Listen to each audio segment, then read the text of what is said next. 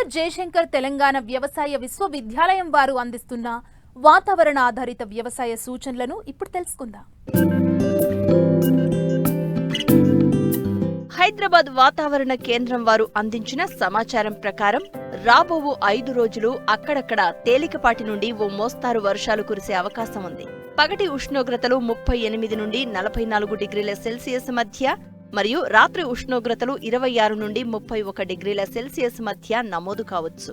ఈ రోజు తెలంగాణ రాష్ట్రంలోని జయశంకర్, భూపాలపల్లి, ములుగు, భద్రాద్రి, కొత్తగూడెం, ఖమ్మం, నల్గొండ, రంగారెడ్డి, హైదరాబాద్, మేడ్చల్, మల్కాజ్గిరి, వికారాబాద్ జిల్లాల్లో అక్కడక్కడ ఉరుములు, మెరుపులు, ఈదురు గాలులతో కూడిన వర్షాలు కురుస్తాయి.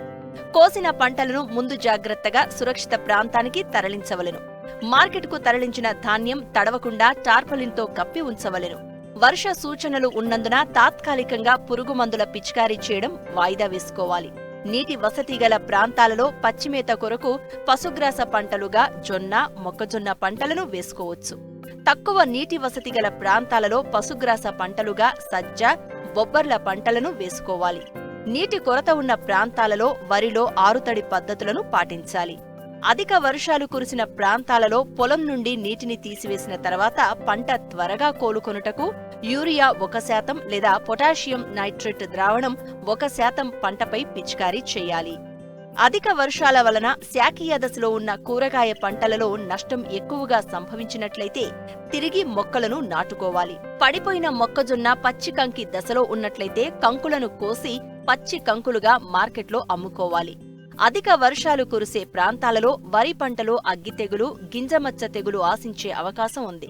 తెగుళ్లు గమనించినట్లయితే ప్రొపికొనజోల్ 1 మిల్లీలీటరు లేదా టెబుకొనజోల్ 0.4 గ్రాములు ప్లస్ ట్రిప్లాక్సిస్ట్రోబిన్ లేదా ట్రైసైక్లోజోల్ ప్లస్ మ్యాంకోజెబ్ 2.5 గ్రాముల మందును లీటరు నీటికి కలిపి పిచికారీ చేయాలి.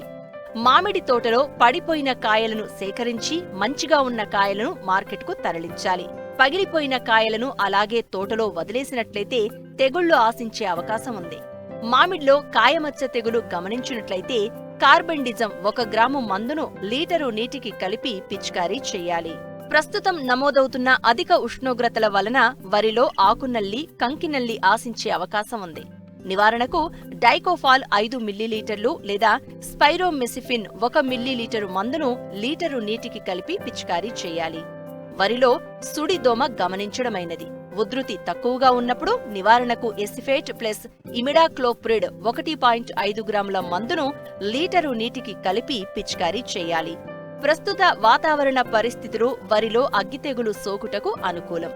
తెగులు గమనించినచో నివారణకు ట్రైసైక్లోజోల్ 0.5 గ్రాములు లేదా ఐసోప్రొథోయోలిన్ 0.5 మిల్లీలీటర్లు లేదా కాసుగామైసిన్ 2.5 మిల్లీలీటర్ల మందును లీటరు నీటికి కలిపి పిచికారీ చేయాలి. మామిడికాయ కోతకు 15 రోజుల ముందుగా నీటి తడులు అందించడం నిలిపివెయ్యాలి.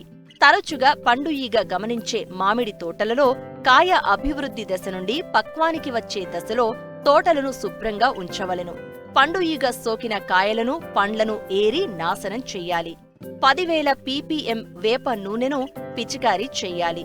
పండు ఈగ ఎరలను ఎకరాకు 6 చొప్పున చెట్టు కొమ్మలకు వ్రేలాడదీయాలి. ప్రస్తుత వాతావరణ పరిస్థితులు మామిడిలో బూడిద తెగులు, తేనెమంచు పురుగు కారణంగా మసి తెగులు ఆశించుటకు అనుకూలం. నివారణకు తోట చుట్టూ కలుపు మొక్కలు లేకుండా చూసుకోవాలి. ఎకరానికి 40 పసుపు రంగు జిగురు అట్టలను అమర్చుకోవాలి. పూమొగ్గ దశలో ఒకసారి ఇమిడాక్లోప్రిడ్ 0.3 మిల్లీలీటర్లు ప్లస్ అజాడిరెక్టిన్ 1500 ppm 5 మిల్లీలీటర్లు ప్లస్ హెక్సాకొనజోల్ 2 మిల్లీలీటర్లు లీటరు నీటికి కలిపి పిచికారీ చేసుకోవాలి.